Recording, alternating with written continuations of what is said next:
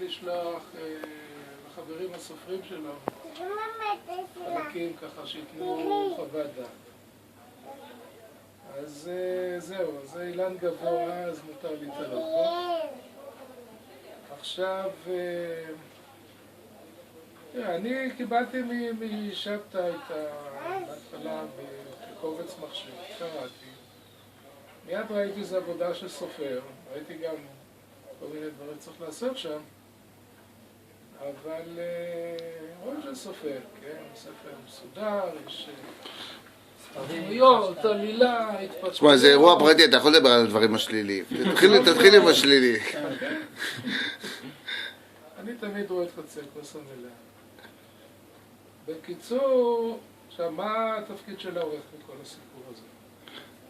ככותרת, אני הייתי אומר שהתפקיד העיקרי של עורך זה לתווך בין הסופר לבין הקורא.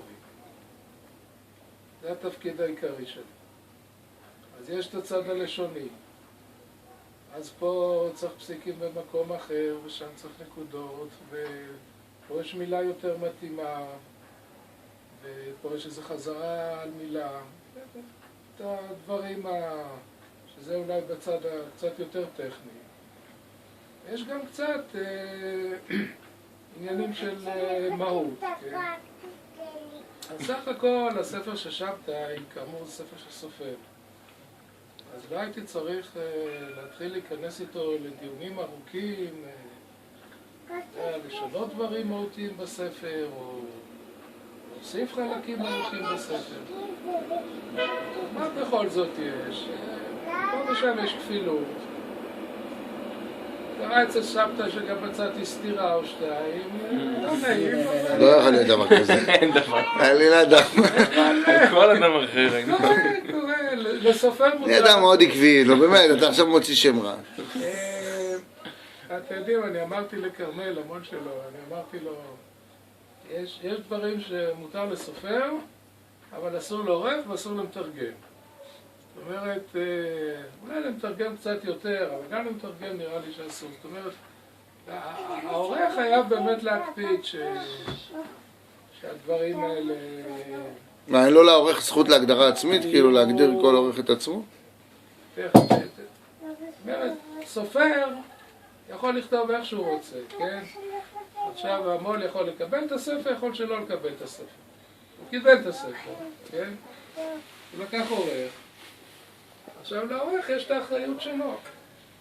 עכשיו אני לכל אורך התקופה עבדתי בשיתוף פעולה עם שבתא. שלחתי לו באופן קבוע קטעים שיקרא, ובסוף הוא דבר שוב על הכל, ואחר כך הוא עבר עוד פעם על הכל, בצפת, שם אני יודע, הוסיף כמה דברים. היה דבר אחד שהרגיז אותי, אז שכנעתי אותו לוותר על זה. בקיצור, בסופו של דבר, לא הייתה לי ממש הרבה עבודה בתחום הזה. אני חושב שאולי יש משפט אחד שלם שהוספתי גם כן באישור שבתאי, לסגור איזה קטע שהיה חסר איזה משפט לסגור אותו, שהקוראים ידעו שזה לא יישאר קצת תלוש. היו כמה דברים קצרים שהיה נראה לי שעדיף בלעדיהם, אבל הכל היה תוך שיתוף פעולה, תוך שכנוע. אני גם כתבתי למול באחד האימיילים, שנראה לי שנורא נורא חשוב שנוסח סופי של ספר יהיה מקובל על המחבר שלו. מכיוון שאני בעצמי כתבתי ספר, אז אני יודע כמה זה חשוב.